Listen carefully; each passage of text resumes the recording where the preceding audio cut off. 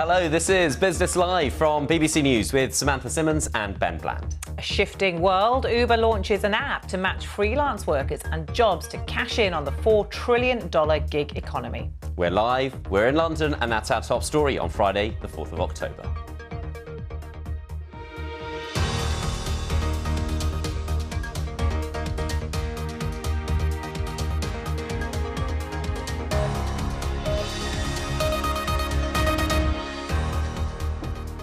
Can Uber Works cash in on the massive growth in freelance working via digital platforms known as the gig economy? That's the key question. Plus, battling the slowdown, India's central bank cuts rates again as it faces the weakest growth in 6 years. But will it make any difference? We'll find out. And this is the picture across equity markets in Europe. Positive sentiment lifting them towards the end of the week. And we'll be getting the inside track on the past week in business, from all the latest developments in Brexit to the US plan to tax billions of dollars of European imports after it won its dispute over state aid to Airbus, with our economics correspondent Andrew Walker. And as Uber Test launches their new Uber Works service, which puts casual workers in touch with employers, we want to know if you think this is a good move. Would you sign up as a worker or as a business? Let us know. Just use the hashtag #BBCBizLive.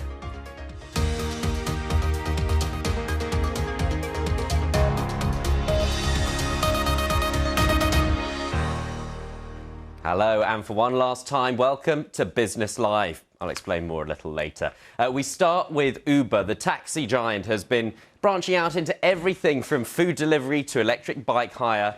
And later today, it's launching this, Uber Works. It's an app that puts casual workers in touch with employers. It'll allow, say, a waiter or a cleaner to compare pay rates and conditions and sign up for shifts. Now, the system will start on a trial basis in Chicago.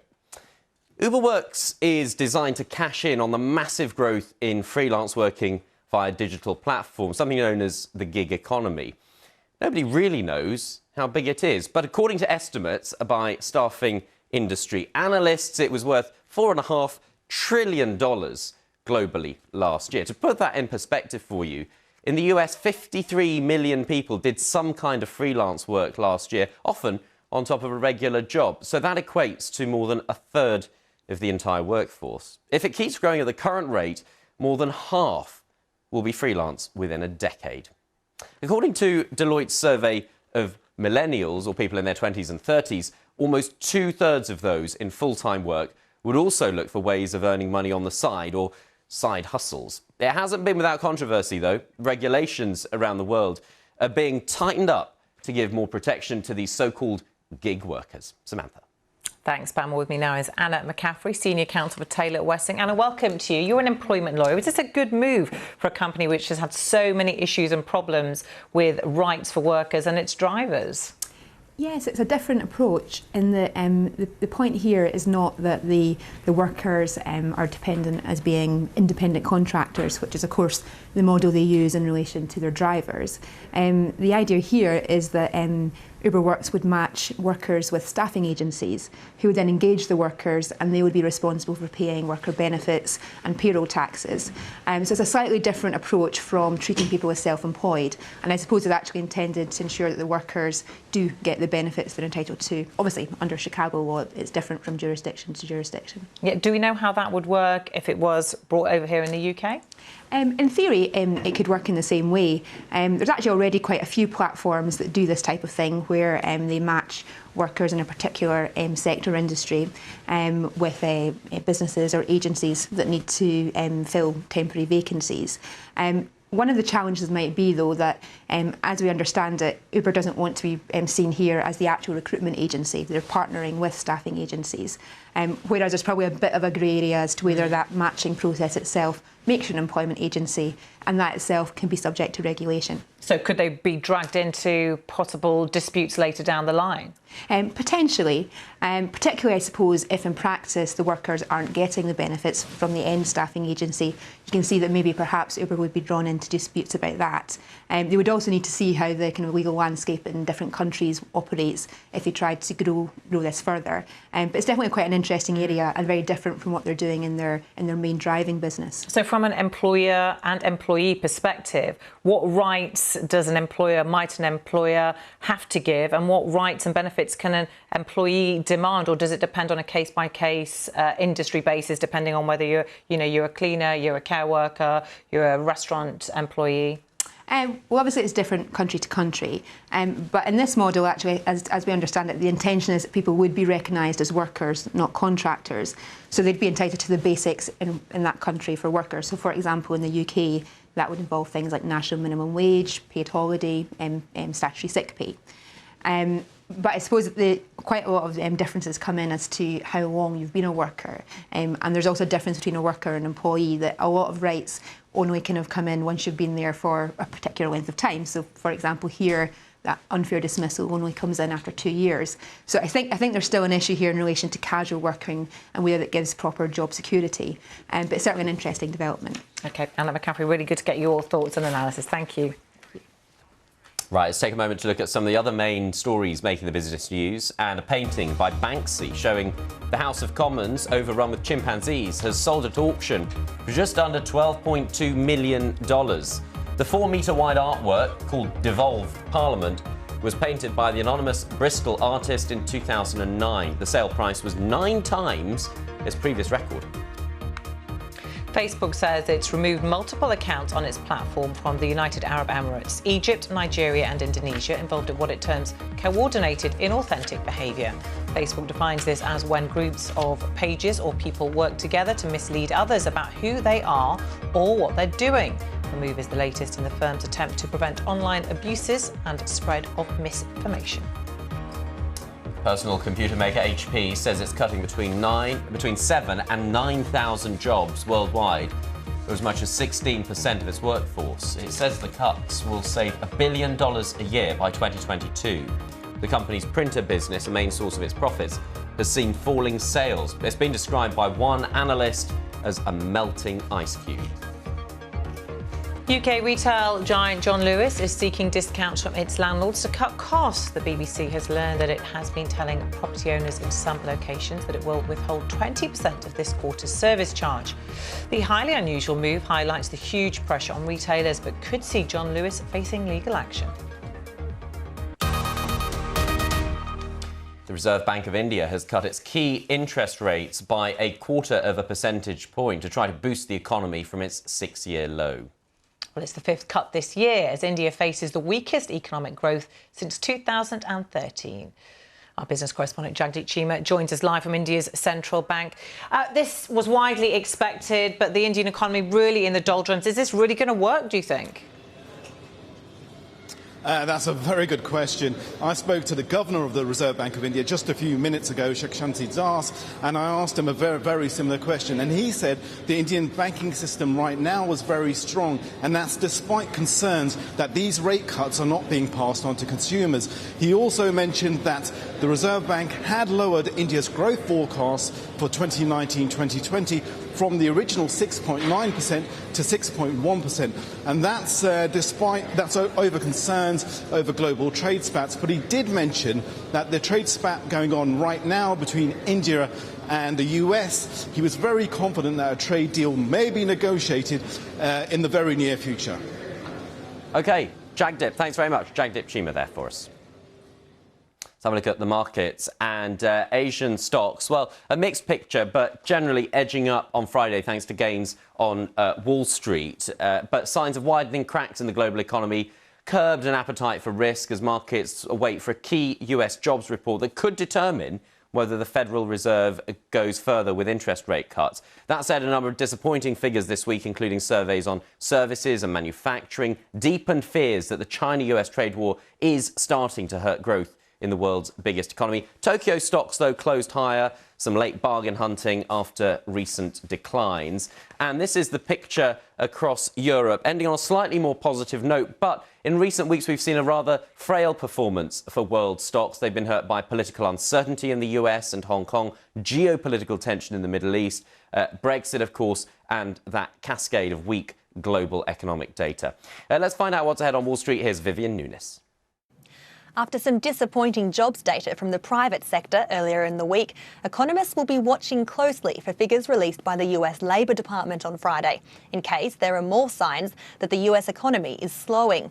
The department is predicted to report an extra 145,000 jobs were added in September in non-farm payrolls. That's up from 130,000 new jobs in August, but still far below the 200,000, which experts say would be a sign of a strong US economy. Meanwhile, the unemployment rate is expected to remain stable at 3.7%. Also on Friday, the Census Bureau is expected to report America's trade deficit has widened slightly to $54.5 billion. Joining us now is Paula Bin, Senior Fund Manager at Royal London Asset Management. Paula, welcome to you. Good to see you as ever. Let's start with US job figures. What are we expecting, do you think? Well, I think we've seen a trend in the US that the job numbers are actually coming down, so they're not increasing at the same rate. So I think their central expectation is we'll see 140,000, but it may well be less given what we've heard in the surveys earlier on this week, which were dramatically weaker than expected. And that's going to be key in a Fed decision on interest rates, isn't it? I think the market's already pricing in actually a Fed cut in October. But these numbers will be key because they will. So far, the labour market's been quite resilient, and it's the one thing that's been positive, despite all this negative news, that you've got a relatively low unemployment number, and and job creation has been quite strong. In fact, the Fed have called the labour market quite strong, but this could change. And Trump's been celebrating that throughout the last few years, hasn't he? And really laid claim to it. Well, absolutely. But if you look at the comments from the businesses in the job data on the surveys that we heard earlier this week, they talked a lot about the trade tariffs and the disputes with China actually having a drag on the business performance. Paula, we saw some quite sharp falls midweek on equity markets. The UK FTSE midweek, one day it closed 3% lower. Of course, that tends to lead eventually to bargain hunting, people mopping up shares at a discount price. But it has been a volatile week. Yeah, I think the sentiment is fragile, but that's not surprising given what we've heard in the surveys, because in the UK, all three sectors that were covered, so manufacturing, construction and services, were all showing contraction. So we would even expect possibly GDP to come in the third quarter with a small contraction of 0.1, which would leave 2 quarters of negative growth in the UK. So it's hardly surprising we're seeing a bit of volatility in the equity markets. Paula, thank you. We'll see you a little bit later to go through some of the business stories in the papers. Thank you. Stay with us. Still to come, we'll be getting the inside track on the past week in business, from all the latest developments in Brexit to the US plan to tax billions of dollars of European imports after it won a decade-long dispute over state aid to Airbus. You're with Business Live from BBC News.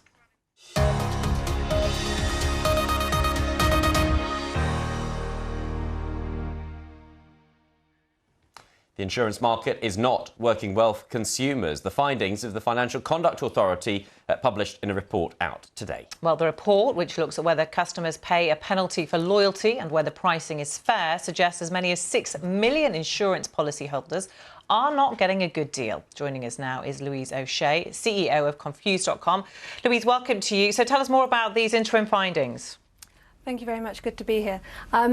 Well, basically, the FCA have been looking at the penalty that customers face if they're loyal to their insurer. And they're recommending that insurers make it much easier for customers to leave them on the point of renewal, which is incredibly important because you can save a lot of money by switching your insurance. I mean, the total sums are quite staggering. The estimate is consumers overpaying by more than £1 billion a year. Absolutely. And this is something, it's the whole reason that we exist. It's something that we've been fighting against for many, many years. And we provide our customers with automatic reminders to say you're coming up to your date of renewal. So please take a look at everything else that we have to offer you. We're so convinced that we can save customers money. We actually provide a guarantee that we will beat their renewal price. Louise, it's probably surprising to some people who are really good at shopping around that others aren't, and they'll just take what's what's the first thing on offer. Is there a particular group who's falling foul of this, who's particularly vulnerable, or is it across the age range and different kind of demographics? There are some people who are not as comfortable using the internet. There are some people who really value the brand and the loyalty to that brand. My parents are in that bucket, and even though their daughter is the CEO of Confused.com, they still don't shop and they are still loyal.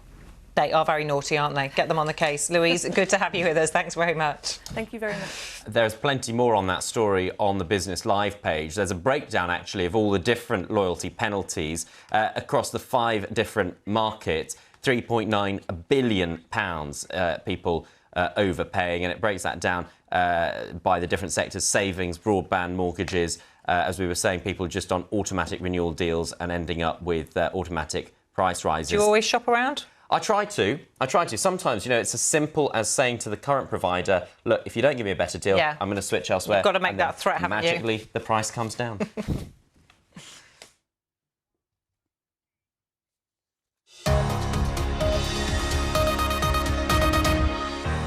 You are watching Business Live. Our top story: Uber launches an app to match freelance workers and jobs to cash in on the $4 trillion gig economy. So a quick look at how the markets are doing. This is the picture across the European indices in the Friday session, early morning Friday session, picking up a little bit after a bit of a roller coaster week. A lot of political uncertainty and some data not really inspiring confidence, but some bargain hunting perhaps going on towards the end of the week.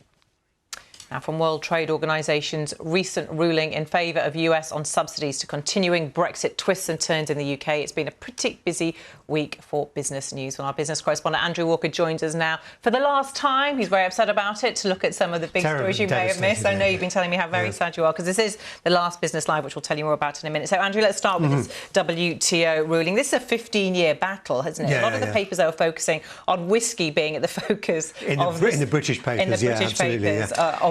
Tell us more about it. Well, so long ago, the European Union and 4 of the individual member states lost a case in the WTO about subsidies to Airbus, the big civil aircraft manufacturer, and then subsequent proceedings in the WTO found that they had failed to comply with earlier rulings, and now we've finally got to the stage where an arbitrator has told the United States how much EU trade they can hit with additional tariffs, and the figure is $7.5 billion. There's one more formality to go through, and it really is a formality. The WTO's one of its committees will rubber stamp the American action in a couple of weeks, and then they will go ahead. And there's a range of goods that the Americans are proposing to attack with additional tariffs, including Scotch and Irish whiskey, but note only Irish whiskey if it comes from the north. They're not going to be hitting whiskey from the Irish Republic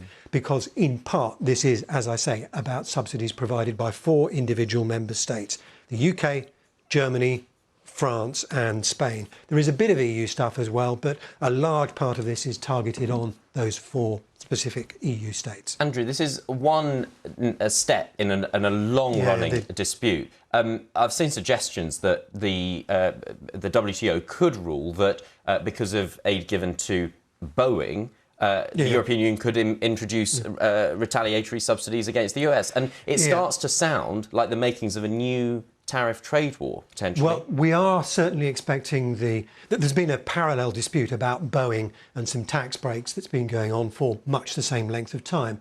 And we're expecting that to come to the equivalent stage with a specific sum of trade authorised for retaliation, probably sometime next year. And yes, the EU has actually pointed out that if the US is going to go ahead with these, they are authorised retaliatory measures. It will do the same next year when it gets, as we assume it will, the equivalent authorisation in relation to the Boeing dispute. So, in an environment where trade tensions are really pretty high, quite a lot of people are quite uneasy about this. And it is worth bearing in mind that the International Monetary Fund and others have identified trade conflict as one of the biggest threats there is to the global economic outlook. Andrew, let's talk about Brexit, another threat to Indeed. the economic outlook in this country. Yeah. We finally had, after months of waiting, the outline of a plan from Boris Johnson. What impact do we think that this plan will have on the economies of Northern Ireland and Ireland itself? Well, it does look like it would make life significantly more complicated for them than it currently is. Better, I think, perhaps than no deal. But so the proposal is that Northern Ireland should essentially remain in the European Union's single market for goods, all goods, not just food and agricultural produce.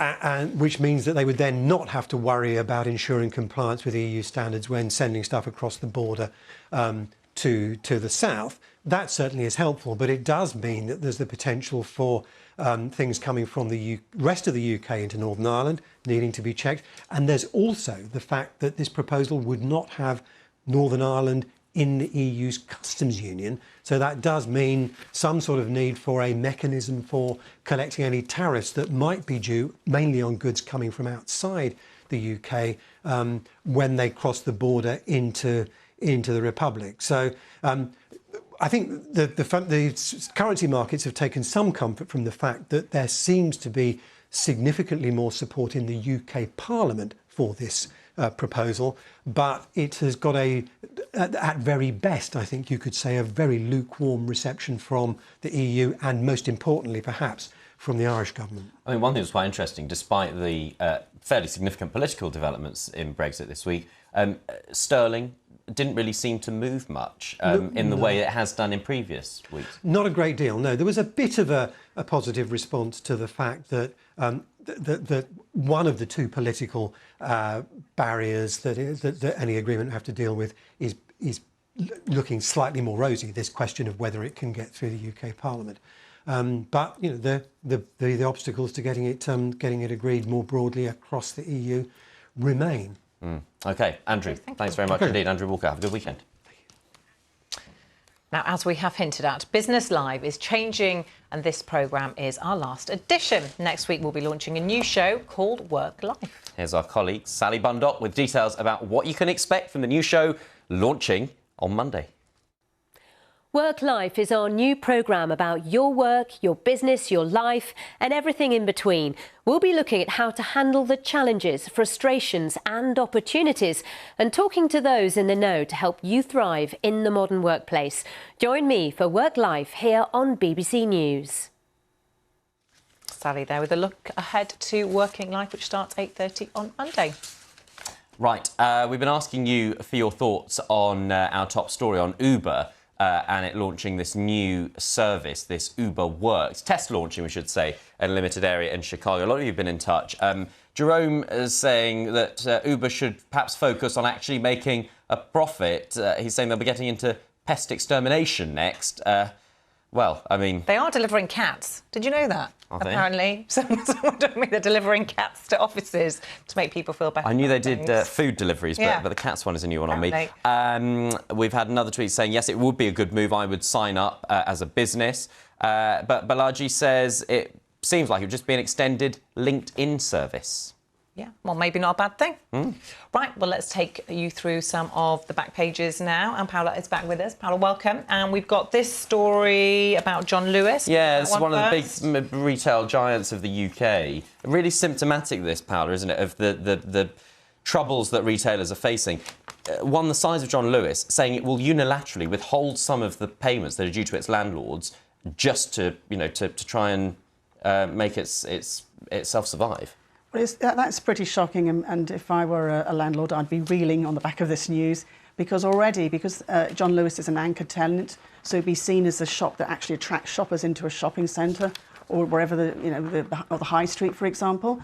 That the fact that they don't want to even pay service charges when they already end up paying lower than probably other tenants, rents because of their status, because of the name and the way they attract shoppers in. I think this is really bad news for the commercial property owners. But the lawyers are going to be all over it. Others would argue, look, the commercial property owners have had it their way for so long. They've had sky-high rents. They've been able to do what they like. Actually, now it's time for the retailers themselves to take back some of that power. Well, I think that's already been happening, and this is just another example. And I think that rents will probably have to come down, and that valuations on these commercial properties will probably fall on the back of this as well. And obviously this will be fought out in the courts, I'm sure, or maybe they'll come to some kind of friendly agreement, who knows. But isn't it better, given the size of the units that they use all over the country, that the landlords get something, because you can't see anybody else stepping in and taking over these massive spaces? No, well, I think that they'll probably have to think about why people aren't shopping. I mean, we know that in the UK, the internet shopping is much bigger than elsewhere in Europe. I think we're at the highest levels in the world. So the commercial property owner is going to have to think about, how are you going to attract people into the centres. I still think people want to go somewhere on the weekend, and shopping centres are somewhat somewhere to go. But you have to, broaden the mix, possibly put some more leisure activity, Yeah, they are thinking about that now. We're seeing that in more stores, cinemas going in, bowling alleys, kind of trying to combine the experience, aren't they? Just very briefly, the UK joining this open letter saying that Facebook should rethink its plans to encrypt all messages for security reasons. Well, I mean, if you're a criminal and all your messaging on the platforms are encrypted, it's fantastic news, because you can get away with communicating in a very easy manner. So I can understand, on the one hand, you've got the concerns around privacy, but obviously... WhatsApp are saying they're not going to change. No. They'll stay, encrypted as ever. Paola, thanks very much. Good to have you with us for the last Business Live. Yeah, that's the last edition of Business Live. Work Life starts on Monday. From Samantha and me, have a great weekend. Bye-bye. Bye.